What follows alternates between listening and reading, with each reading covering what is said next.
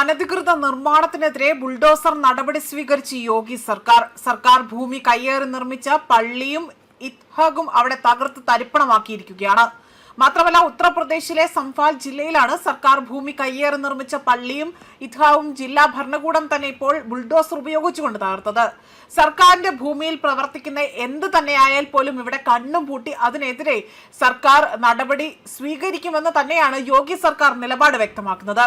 മാത്രമല്ല, ഖബറിസ്ഥാനായി തന്നെ മാറ്റിവെച്ച സർക്കാർ ഭൂമിയിൽ അനധികൃതമായി തന്നെ നിർമ്മാണങ്ങൾ നടത്തുന്നുവെന്ന് നാട്ടുകാരുടെ പരാതിയെ തുടർന്നുകൊണ്ടാണ് റവന്യൂ വകുപ്പ് അന്വേഷണം ആരംഭിച്ചത്. തുടർന്നാകട്ടെ തഹസിൽദാർ ആകട്ടെ ഈ സ്ഥലത്ത് എത്തിക്കൊണ്ട് അദ്ദേഹത്തിന്റെ നേതൃത്വത്തിലുള്ള സംഘം അവിടെ വലിയ രീതിയിൽ ഈ ഒരു നടപടി, ഈ അനധികൃത നിർമ്മാണത്തിനെതിരെ ശക്തമായ നടപടി സ്വീകരിക്കുകയാണ് ചെയ്തിരിക്കുന്നത്.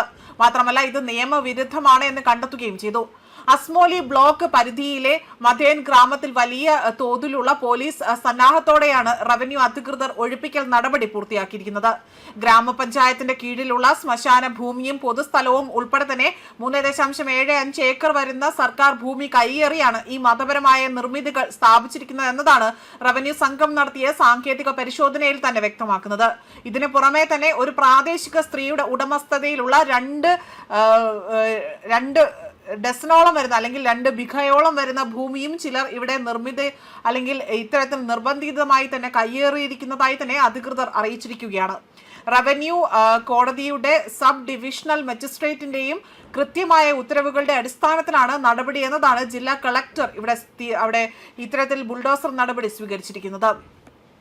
റവന്യൂ നിയമപ്രകാരം കയ്യേറ്റക്കാർക്ക് നിർമ്മിതികൾ നീക്കം ചെയ്യാൻ നോട്ടീസ് നൽകിയിരുന്നെങ്കിൽ പോലും അനുകൂല പ്രതികരണം ഉണ്ടാക്കാത്തതിനെതിരെ തുടർന്നുകൊണ്ട് തഹസിൽദാർ കോടതി പൊളിച്ചു നീക്കൽ ഉത്തരവ് പുറപ്പെടുവിക്കുകയാണ് ചെയ്തിരിക്കുന്നത്.